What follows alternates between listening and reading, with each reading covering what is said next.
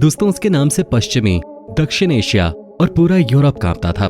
Germany से लेकर Ural नदी और डेन्यूब नदी से लेकर बाल्टिक सागर तक फैले एकमात्र हुन साम्राज्य का विस्तार होता ही चला जा रहा था।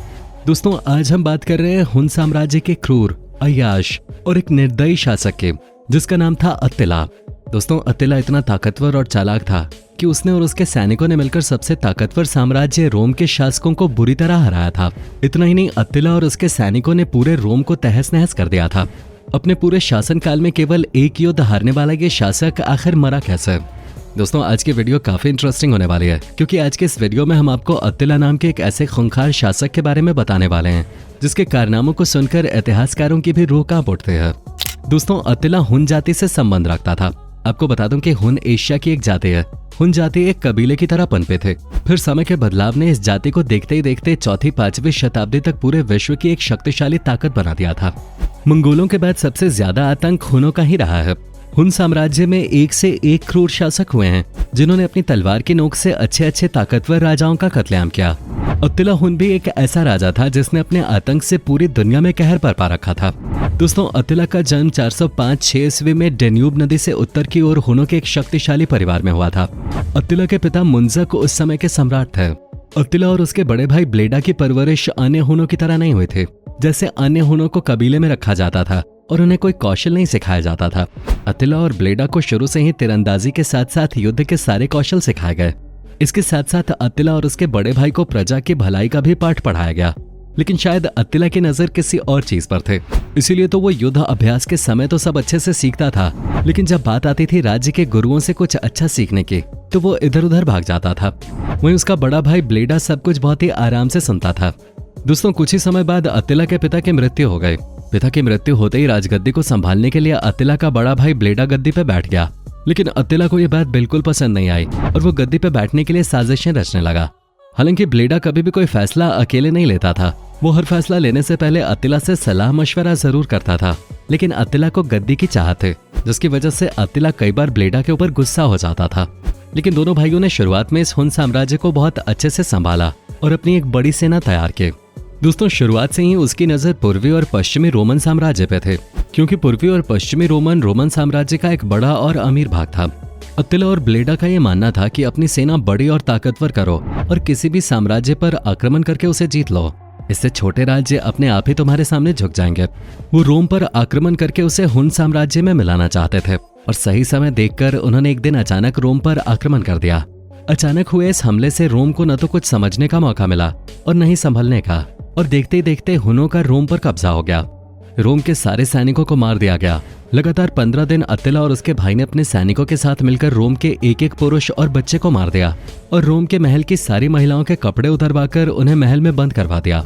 जब महल के सारे आदमी मर गए तो उन्होंने अपने साम्राज्य का विस्तार करने के लिए महल में बंद सारी औरतों के साथ दुष्कर्म किया ताकि उनसे और बच्चे हों और हुनों का साम्राज्य बढ़े। दोस्तों ये सब इतना खतरनाक और डरावना था कि कई लड़कियों और महिलाओं ने अपने आप को जान से मार लिया था ताकि बाद में उन्हें अपनी जिल्लत भरी जिंदगी न जीनी पड़े। दोस्तों अत्तिला और उसके बड़े भाई के इस प्रहार ने रोमन साम्राज्य की जड़ें हिलाकर रख देते।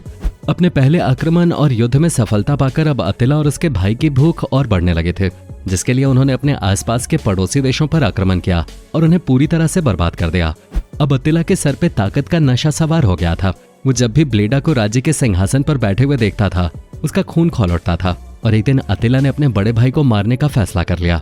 उसने बड़ी चालाकी के साथ ब्लेडा को 445 ईस्वी में जहर देकर मरवा दिया। ब्लेडा के मरने के बाद अत्तिला ने राजगद्दी पर बैठकर अपना सपना पूरा किया। अब अत्तिला हुन साम्राज्य का अकेला शासक बन गया। अत्तिला की ताकत अब पहले से ज्यादा बढ़ चुके थे। वो उस समय का सबसे शक्तिशाली सैन्य कमांडर माना जाने लगा, क्योंकि वो अपनी सेना को युद्ध में जीतने के लिए कुछ खास नीतियों का पालन करने के लिए बोलता था। जैसे कि वो कहता था कि किसी भी युद्ध को जीतने के लिए ताकतवर हथियारों और तंदुरुस्त घोड़ों का होना बहुत जरूरी है।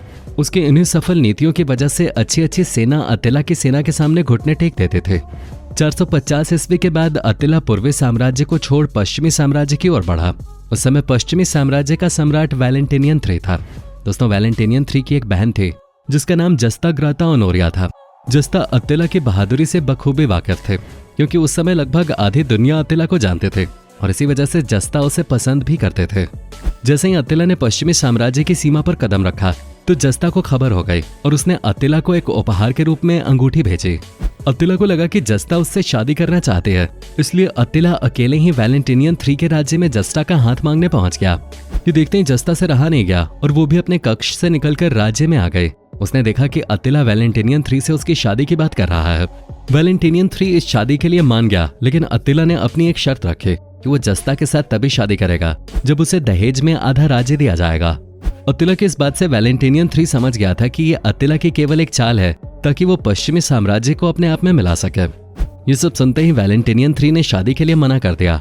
इधर वैलेंटिनियन 3 को पता था कि शादी के लिए अतिला को मना करते ही अतिला बौखलाकर पश्चिमी साम्राज्य पर हमला करेगा, इसलिए वैलेंटिनियन 3 ने पहले से ही युद्ध की तैयारियां करनी शुरू कर दी थी।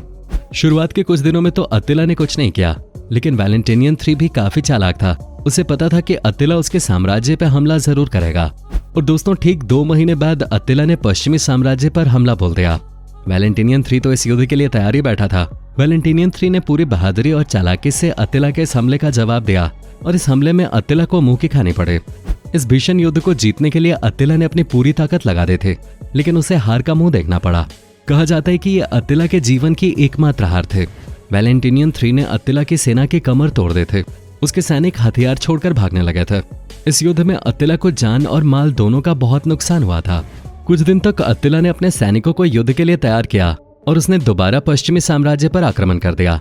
इस युद्ध के लिए वैलेंटिनियन 3 तैयार नहीं था, जिस वजह से अपनी जान बचाने के लिए उसे अपना राज्य छोड़कर भागना पड़ा। अतिला वैलेंटिनियन 3 को मार तो नहीं पाया, लेकिन उसने वैलेंटिनियन 3 के गुस्से को उसकी जनता पर उतार दिया और अतिला ने पूरे यूरोप को तहस नहस कर दिया। वैलेंटिनियन 3 के महल की सारी औरतों को बिना कपड़ों के बंद करके उसने अनेकों के साथ दुष्कर्म किया। दोस्तों, अतिला के बारे में इतिहासकार कहते हैं कि उसे बिना कपड़ों की औरतें बहुत पसंद थीं, इसलिए वो अपने राज्य में भी औरतों को बिना कपड़ों के ही रखता था। अतिला ने यूरोप में ऐसी तहस नहस मचाई थी कि लोग उसका नाम सुनते ही घरों में घुस जाते थे। दोस्तों, वैलेंटिनियन 3 के गुस्से का बदला उसने पूरे यूरोप को बर्बाद करके लिया। दोस्तों, जस्टा से शादी का ख्वाब देख चुके अतिला की शादी जस्टा से नहीं हुई तो उसने ठान लिया कि अब वो जल्द से जल्द शादी करेगा। इसके लिए उसने एक लड़की पसंद की। उसे यूरोप की लड़की पसंद आई। कहा जाता है कि वो लड़की पूरे यूरोप की सबसे सुंदर लड़के थे। उस लड़की का नाम एल्डेको था, लेकिन एल्डेको को अतिला बिल्कुल भी पसंद नहीं था और एल्डेको ने अतिला से शादी करने से मना भी किया, लेकिन अतिला ने अपनी ताकत के दम पे एल्डेको से जबरदस्ती शादी कर ली। शादी के बाद सुहागरात वाली रात जब एल्डेको के कक्ष में अतिला ने प्रवेश किया तो एल्डेको ने उसे कुछ खाने को दिया था और जैसे ही अतिला ने उसे खाया, उसके कुछ समय बाद ही अतिला का ब्लड प्रेशर एकदम से बढ़ गया और कुछ समय बाद ही उसके दिमाग की नस फट गई थी, जिससे अतिला की मौत हो गई थी। अचानक से हुई अतिला की मौत से कई लोग अचंभे में थे तो कई खुश थे। दोस्तों, अतिला के शरीर को सोने चांदी से बने ताबूत में कैद कर दफन कर दिया गया और जिन नौकरों ने उसके शव को दफनाया था उन्हें मार दिया गया था। ऐसा इसलिए किया गया क्योंकि हुन नहीं चाहते थे किसी को पता चले कि अतिला का शरीर कहाँ दफन है। दोस्तों, हुन साम्राज्य ने जितनी तेजी से दुनिया जीते उतनी तेजी से वो दुनिया से गायब भी हुए, क्योंकि हुन ताकतवर तो थे लेकिन अनुशासित नहीं थे। युद्ध के समय उन्हें अगर दुश्मन की कोई स्त्री पसंद आ जाते थे तो वो युद्ध छोड़कर उसके साथ बलात्कार करने लगते थे और यही उनकी हार का कारण बना। अपनी इसी कमी के कारण उनका विनाश भी हुआ था। तो दोस्तों, यह है हुन के सबसे खूंखार शासक अतिला पर हमारी आज की पेशकश। आपकी इसके बारे में क्या राय है, नीचे कमेंट करके जरूर बताएं।